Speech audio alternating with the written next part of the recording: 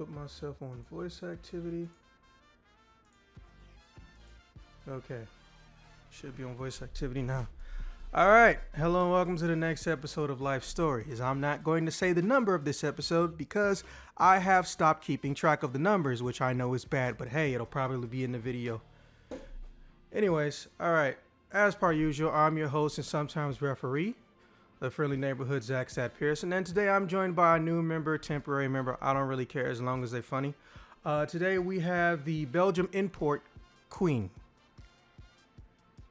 That's when you introduce yourself. Hello. I'm Queen. Well, Laura, and I'm from Belgium. Today I'm going to be talking about my crazy experiences with creepy guys. I shouldn't be laughing, but I always do. Anyways, all right, and well, today's going to be a bit of a double, or depending on who you ask, triple feature. Before she does that, I'll be giving you guys a story or two, or I guess two half stories, because there's small incidents that come together to make one what the fuck situation. Okay, first and foremost, I used to be a part of an organization whose name I can't say because they like to do shit to people even if they're technically retired, just because, well, the government allows them to. Now, when I joined this organization, whom shall remain nameless, like everybody, I have to prepare myself for very, very, very many things that could possibly happen. However, last I checked, there is no technical, medical, or any form of test that you can take that can prepare you for people shitting on the floor. There also weren't cleaning supplies. So, I signed a contract and got paid to fly to a special place that I can't name, or I can, but I'll probably get in trouble later, where I was filled in a room with dudes. How many? I want to say there was about 42 of us in one room. And if anyone's wondering, no, it was not a sweatshop. What the fuck? It was a very large room. But still, hey, even with close to or just about 20, 40 people, shit got crowded. The bathroom could only take a max of about, we'll say, I want to say around 13 occupants. However, it's a hybrid bathroom. So it's half bathroom, so it's a half room, and it's also a shower room. So of those 13 occupants, there's really only about 7-ish places for people to take a shit. But someone decided, nah, fuck that. So, for some reason, in the middle of the night, and when I say middle, more like 1 a.m., the beginning of the day, someone decided to take a shit on the floor. Now, the night guard is the first person to see this shit and proclaim at least a dozen times, a buddy of mine named Miller, I am not touching or cleaning that shit. Who the fuck shit on the floor? Now, me being me, I'm just like, I hate when people want to fuck around in the middle of the night after everyone's going to sleep. If you're doing it right when everyone's supposed to go to sleep, instead of legitimately, when we're awake, that's okay. Hey, guys gonna fuck around. But when it's 1 a.m. and people have been asleep for 4 hours, I hate that shit. So I'm like, there is no way in hell someone shit on the floor. So then I see 10 guys crowding up one entrance, forgetting that there's two. And I was like, you know what? Let me go around the other way through the shower side to go and see this supposed shit. And of course, someone actually shit on the floor. Someone decided to shit on the floor. Now, I would just like to take a time to just say, the distance between any toilet in there and this turd was less than 8 feet. So whoever shit here, shit coming out of the fucking bathroom, not going into it. And there wasn't enough shit for it to be like a diarrhea incident, or they just, I don't know, ate the wrong thing in the mess hall or some shit. No, they literally chose to do this. So now, 90% of the people in this room are divided between there's no way someone shit, and the other half are laughing their ass off because someone shit. Which means we have no way of figuring out who did it, because if there's one person laughing, that may, kind of give them away. But nope, it's half the fucking barracks. So in less than 15 minutes, the whole fucking floor is echoing. Now, the security duty guy, not to be confused with the night guard, hears this shit. What? You know what? I need to cut down on saying shit for this because it's gonna get confusing given the context. So the night security administrator, yeah, let's call him that. The night administrator hears the chaos and the noise. We're on the 3rd floor of this building. His office is not even connected to the building and is right across from it on the 1st ground floor. And he heard us from there. So he comes upstairs and he curses everyone out because literally no one is sleeping. We're supposed to be asleep. So since people can't tell him while he's yelling at us, hey, this is going on, blah, blah, blah, blah, blah. He just says, oh, you guys got some energy still. And he decides in 20-degree weather to tell all of us to put on our shorts and t-shirts and running shoes. And he makes us run about 1.5 miles. So we first think, since he's not going to listen to us and he told us shut the fuck up, whoever gets to that room first has to go and clean up that mystery shit. So we run this 1.5 miles. Some people are asking questions. Who the fuck did it? Blah, blah, blah, blah, blah. We don't know who the fuck did it. And we get back there and the turd is just gone. So this turd somehow teleported to the middle of the fucking floor in the bathroom and then also teleported the 8 feet it needed to go to be flushed.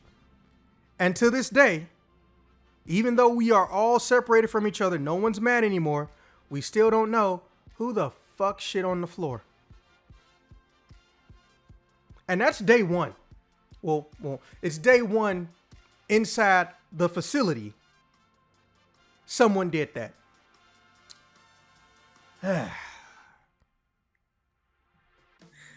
That's fucking weird, man. I don't think I even want to know who did that. I wouldn't want to know. I do, so I can bitch slap them. But there's a point in time when you cross a line playing with people and they'll tell you, hey, cut that shit out. We didn't even do that because at what point in time are you going to say, hey guys, no matter what you do, don't shit on the floor? No one just thinks to wake up in the morning and say that. I don't see my mailman and say, hey, good morning, you got any mail for me? Oh, thanks. Hey, don't shit in my mailbox. He just knows not to do it. And of course, I'll beat his ass, but my point is made. All right, so transitioning into part 2, even though based on that organization, there's at least 50 stories in my head of weird shit. I don't think I'm going to top this one because it was a series of incidents, but it culminated into one ultimate incident. Okay, so during the process of me joining this organization, at some point in time, I unfortunately was the recipient of a spinal hyperextension. Now, if you're not sure what that is, even though it's exactly what it sounds like, a spinal hyperextension is when any part of your body extends longer than is normal to the point of causing pain, except it was in my spine. So that means I got a free trip to what the superior officers like to call Crip Platoon. Because if there's one thing that they love doing in this organization, it's insulting people, including the disabled. Mind you, it was a temporary disability. So I'm over there for close to 3 months. But the whole time I'm going to physical therapy and my body's getting disturbingly chiseled, like to the point where it's annoying because I had to buy all new pants because the only thing that could fit was like sweatpants and shit. Anyways, I'm not gonna get into that. So at some point in time I got emergency leave. There was a family crisis, which I'm not gonna get into because it would just inflate the story. However, everything after that is what happened. When I got back to my superior officer in Illinois, who won't be named, but we'll just call him Tall Guy because he was like 6'4" or something. This man fucking, I told him point blank, hey, this family incident, I only need 14 days for. I promise you, you don't have to do anything more for me. Send me back. In fact, you can start the paperwork, the process to send me back as soon as possible. I'm ready to go. Because at this point in time, I've already healed up for the most part. Now, after saying that, they say, okay, but it's not up to me, but we understand. So 5 months later, they send me back. Now, I asked what took so long, obviously. Long story short, the way this particular organization worked is it has its own rules that supersede the government to some degree, which a lot of people don't know about this particular branch I was in. So basically, let's say, for example, there's a crisis situation. The federal government can't just order my organization to go say, hey, go there, chop, chop, send people there for this crisis situation. They would have to get permission from state level government in order to get my ass sent out. Now, here's where that bites me in the ass. Local government handled my training and basic education. So that means that they set aside, and the way they work, they set aside a certain amount for people to go and get trained and be sent off to train. But since I came back for an emergency situation, that means that I got put into a new pool. So I had to wait until the disbursement and then be on a list to be sent. So literally, there's no guarantee of how and when I would be sent in this organization just because it wasn't federally regulated and run. It was state level run. So I was gone out of the system for 5 goddamn months. Then when I go back, I don't even get my flight ticket until 14 hours before the flight leaves. So already this organization game is real. Then I found out at the ticket counter, oh, you're not going back to that original installment. You're going to a different installment completely. And we're going to start you from day 0 of training, even though you have a complete and full combat kit. And I'm just sitting up here like, what the actual fuck is going on? That would fucking freak me out already. Like, dude. Imagine you go to senior year of high school, and because you went on summer break, you got to start over as a freshman. That's what it felt like. That's a fucking nightmare. Don't put that in my head. I can't see you being bullied in high school, but at the same time, I wasn't there, so. No, I wasn't bullied, but it still sucked. Oh, that sounds like that'll be a story one day. All right, so I go to this place, and the first thing I learned is that this base is named after one of the greatest races to ever exist in this nation. And you know it as soon as you get there, but it's because the first thing you see when you get off of the bus is his name and an engravement statue dedicated to this racist motherfucker. This man was so racist, he was one of the leading generals of the Civil War, and you already know he wasn't on the right side. But this installment is named after him for some racist reason. Also, this base has the opposite issue of my previous installment base, whatever you want to call that. It doesn't have extreme cold temperatures, it has extreme heat temperatures. And it has quartz in place of sand in the area. Now, I know you don't deal with this, and I hope to fucking God you never do, because you gonna really have a bad day. Just because, well, your skin density is different. Quartz sand, if you can even call it sand, or quartz dust, looks like sand, but does not operate like sand. When it gets into your pores, it actually cuts you. But because the sharpness is so minuscule, it feels like itching, and you don't really bleed from it or anything. And imagine feeling that every single day.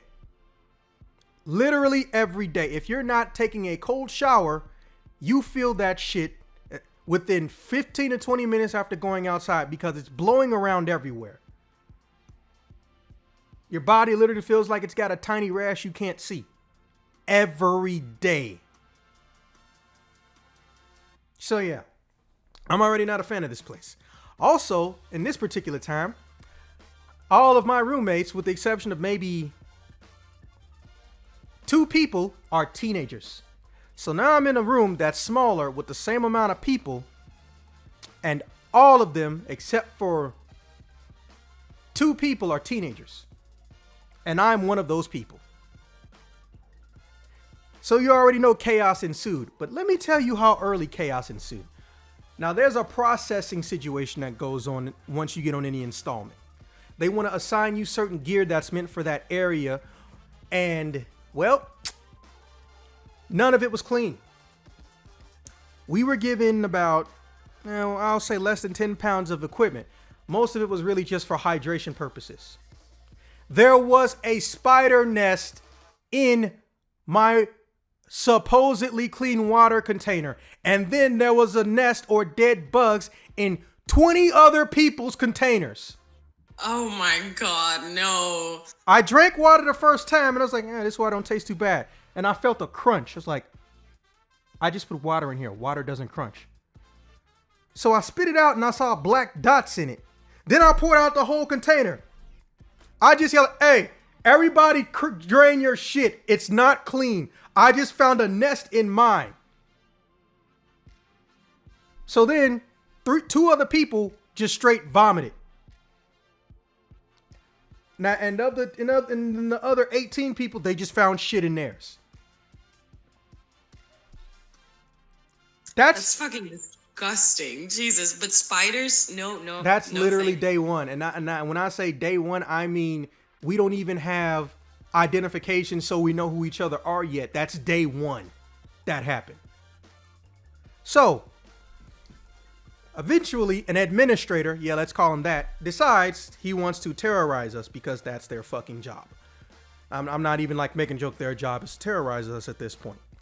So he decides to randomly teleport in our room because he has those quiet ass boots that I fucking hate. And he starts yelling curses. Why is nobody doing this, that, and the third? And no one got taught how to do shit except me. And I'm all the way in the fucking corner furthest away from the door, aka the light, because there's no actual door. So, middle of the night when everyone's trying to sleep and the lights are off, you can still see a big ass, bright ass hallway light because there's no fucking door. I was smart with my shit. So he fucks us all up and does things that I can't say currently. But after we're done, it was pretty much agreed upon. Hey guys, look, I'm gonna teach you how to do this shit, not because I want to lead you motherfuckers. I do not want to lead teenagers to shit. But I'm teaching you so we get in less trouble. So I became trusted and somewhat of a lead in that situation. Reluctantly, but to be fair, I didn't hate him. I just didn't want to lead him.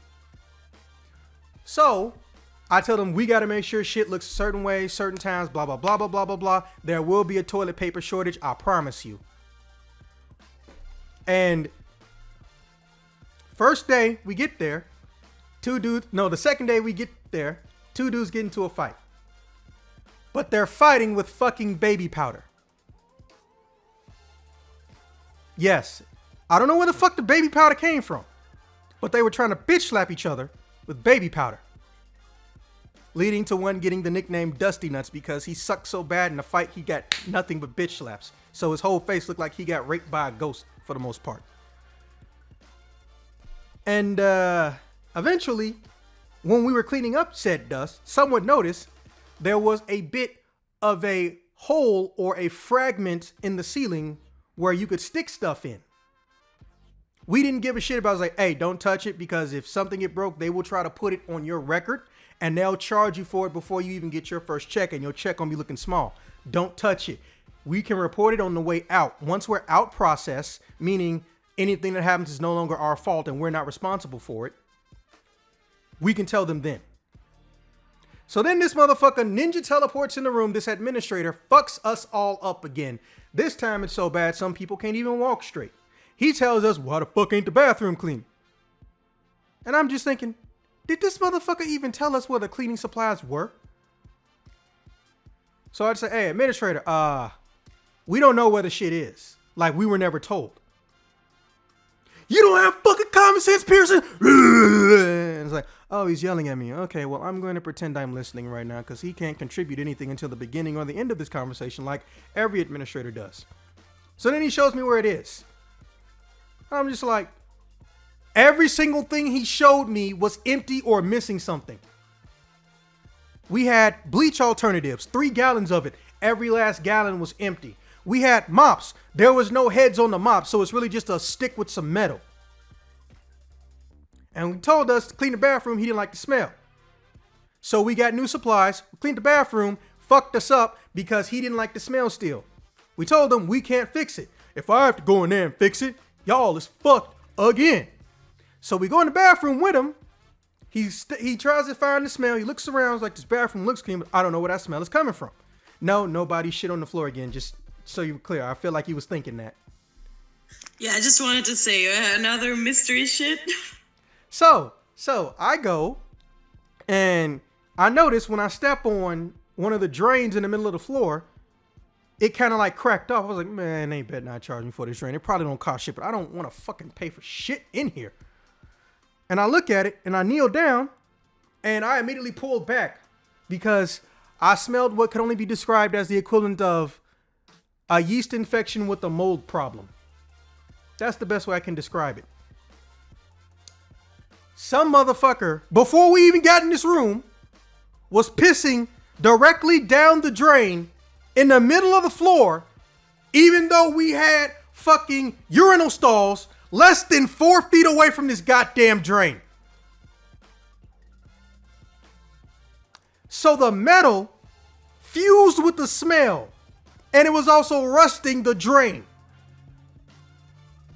I was like, man, I fucking hate this shit. So I told everybody, get the fuck out the bathroom. I was like, oh shit, man, Pearson about to break stuff, man. It's okay, bro. No, I'm gonna nuke this shit. But if I nuke it, no one's gonna be able to come in here because the smell will knock you out or kill you.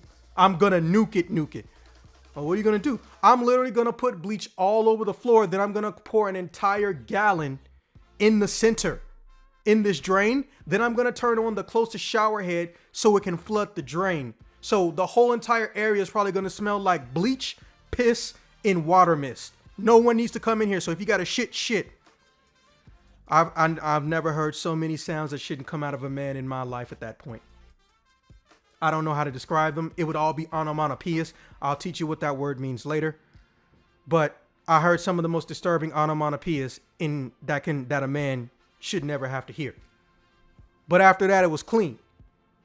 So I'm like, okay, there couldn't possibly be any more incidents that are gonna happen.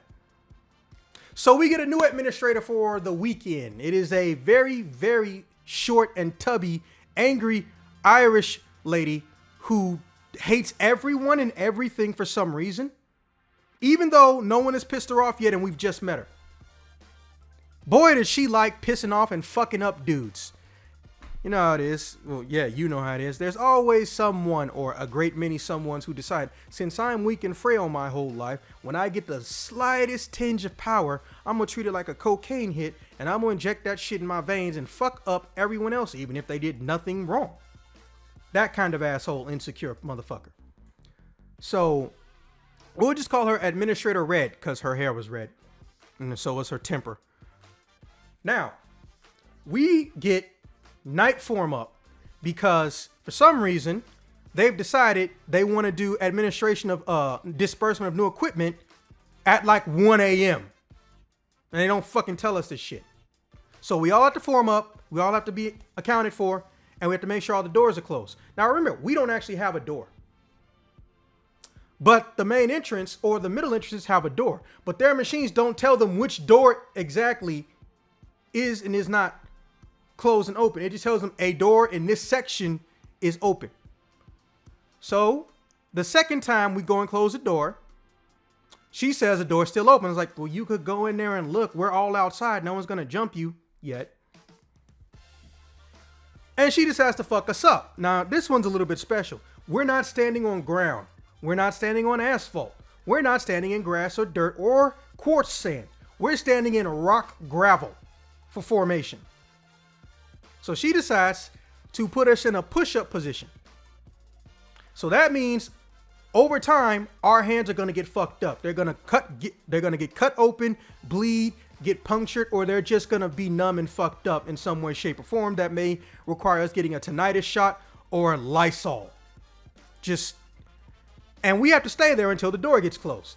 while other people go and open or close that door and do every other dumb possible exercise she can think of in this rock gravel.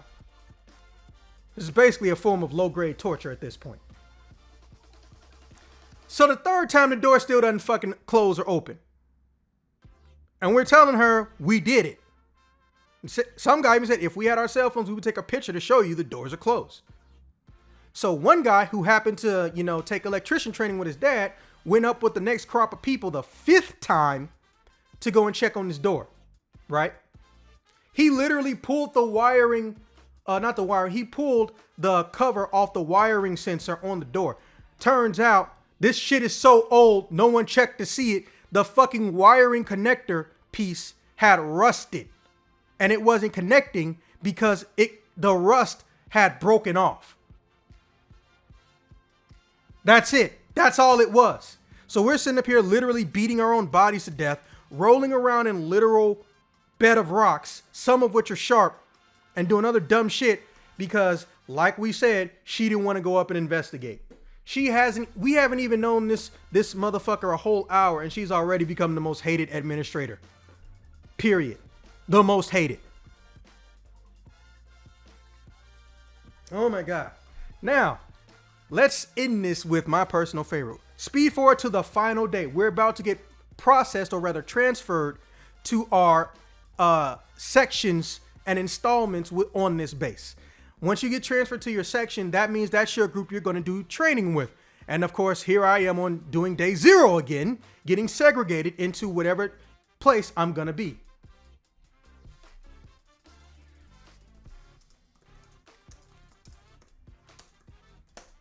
Now, I know what you're thinking. What else could possibly go wrong?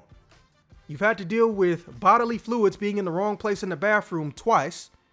You've had to deal with malfunctioning electrical equipment that they won't even fucking investigate.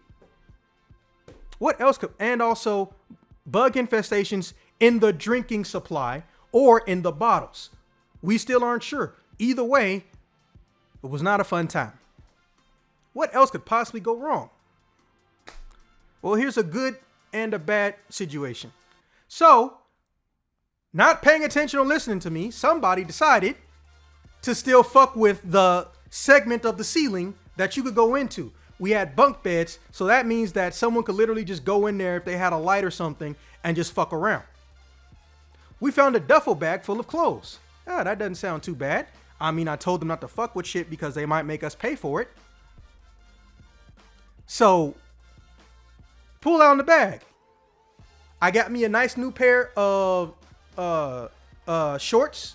They were half fake crocodile pleather print, which I didn't give a shit about. And the other half looked like the regular fabric, and they had the good ass gold metal tips on the front so they never get fucked up. Still got these shorts, by the way. And I was like, hey, I got a freebie. Because we know whoever put this duffel bag in here did it years or months ago, and we have no way of finding them. Neither do the administrators, right? Now, guess what's the last item in this bag? No, seriously, I want you to guess. Yeah, that's a hard one. All the things that already happened there. I'll give you a hint. It's something that many women would enjoy. Like a sex toy? I don't know. Oh, congratulations. It was a double-ended purple dildo. Oh, shit. I was like, where? And so the whole room lost their shit. Now remember, there's no door, and we share a bathroom with the people across the hall. I forgot about them, but they weren't important. All they did was fucking steal our toilet paper and talk shit for no reason. Like, no one knows anybody. You're not gonna get no camaraderie because half the motherfuckers here you probably not even gonna see again. We were only in processing for like 10 days or less. So everyone starts losing their shit. Like, hey guys, what's going on? A fucking dildo in the ceiling. It was like, it's not a dildo in the ceiling. He grabs it. Holy shit, guy. Now, I heard that a lot in this organization, but that was my first time hearing it. Holy shit, guy. And all of a sudden, this room that's meant to hold about 20 people now has more than double that.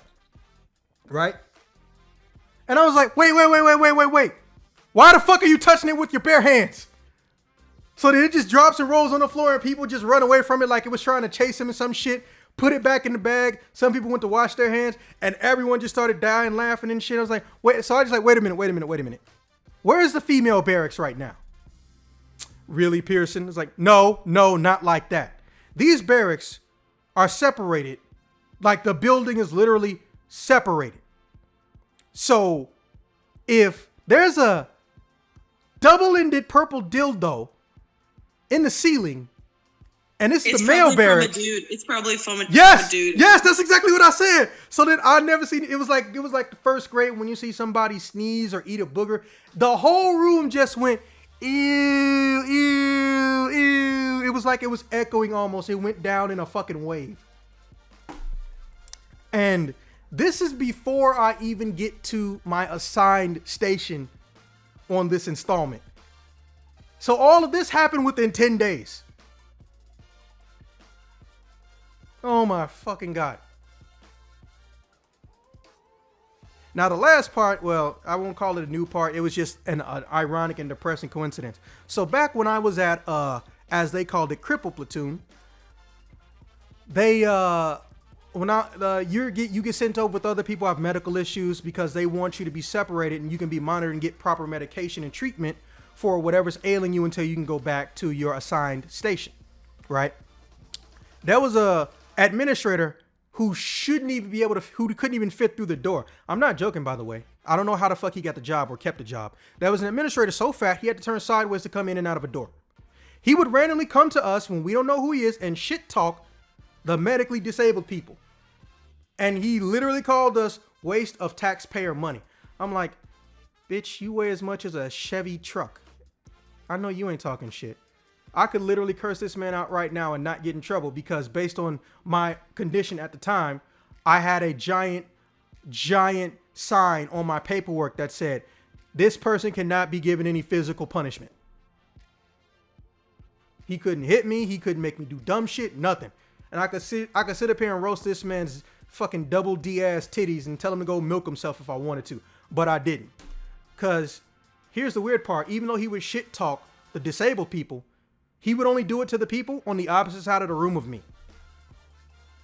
And we're going to call this guy, because his name rhymes with it, Administrator Ho. I saw Administrator Ho 3 times, less than 5 minutes, and every time he came in that bitch, he fucking harassed the disabled people. Not the people who are getting discharged and waiting on shuttle so they can leave this organization, but he's specifically harassing disabled people. But he's 300 fucking pounds. He's morbidly obese, which is against the fucking rules. Anyways, and one time he got in a girl's head who he didn't even know so bad, she tried to kill herself in the middle of the night. And I never saw this. Holy shit, that's bad. And I never saw this hoe again, or so I thought. Guess who was the leading administrator for my entire new organization? Him. We learned nothing from this man. All he did was take our shit, throw it across a room, sometimes the trash too, not explain why it happened, and then teach us absolutely nothing. And then if he didn't harass us and make us do, well, basically self-torture ourselves by taking on things he told us to do that were fucking dumb, he would do it to the entire section, which consisted of close to 270 people, because he felt like it. One day, he had weekend duty, which means he by himself had to watch everybody on our off day in the weekend. Every 20 minutes for 3 hours, he harassed 270 people. Every 20 minutes for 3 hours. That means 9 to 12 times this man went out of his way to fuck up everyone's off day. He would find small things that weren't even infractions to fuck with you for. We didn't get a clipboard. There was only 4 tables and they don't leave your room. So if you want to write on some paper, you have to do it on a wall or be on the fucking ground or on a bleacher. He decided because somebody decided they wanted to write a note to their mother who had cancer on the ground on the paper, that he had to rip up the paper, and everybody, all 270 of us, had to run 1.5 miles around the nearest track because we weren't policing ourselves. And that was just the first day of dealing with this hoe. Then, my personal favorite, it turns out he was literally head of the sleeping quarters for my floor. So that means we dealt with this hoe more than fucking pimps do. When you wake up in the morning, 4:30 in the morning, he's there. When you come down from mess hall and morning exercise, he's there. When you take a shit, he's looming, but he's not there. Never, ever didn't see anyone not get in trouble with this man. Then, when he couldn't fuck with you, maybe because there was a test coming up or higher level ranking people are going to show up and they don't want you to look like you got your ass beat, even though you did, he'd give you insane writing assignments that he couldn't even follow up with and didn't care to. So imagine being told, because he decided, and this did happen, your water container wasn't filled to the brim, even though it is, he just didn't want to open it. You have to write, I will fill my water container 2,000 times in one day. But all the pen and paper is in your room, which you don't get back to until like 6:30. So that means you're not going to get sleep, which means he can fuck with you more the next day because you can't be asleep in a certain uniform. And he can fuck with you or everyone around you or both. He's going to do both. But he won't even remember that he told you to do it. He won't remember that he told you to do the writing assignment. So they just sit in a fucking bag that nobody saw him ever touch.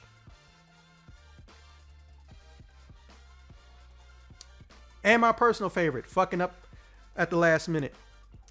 So he decided that no one is allowed to leave the barracks if there's one thing out of place, but then he doesn't tell you what's out of place. So this hoe will go and fuck up shit on the opposite side of the room or in the bathroom, and no one knows why, but then he thinks and implies we all know why he did it. Because he's a lonely ass hoe. His family doesn't love him, and the only way he can take out his frustration on his terrible life is to fuck with people who are under him. My guess is he lost his dildo. That's probably why he took that job, I guess. No, my guess is he lost his dildo, so he's disgruntled. So yeah, that ends this story. Or maybe that, yeah. So yeah, that ends this fantastic episode of Story Time. Fucking still hate that guy. I went and took his name. Oh, you know what? Let me cut this before I incriminate myself.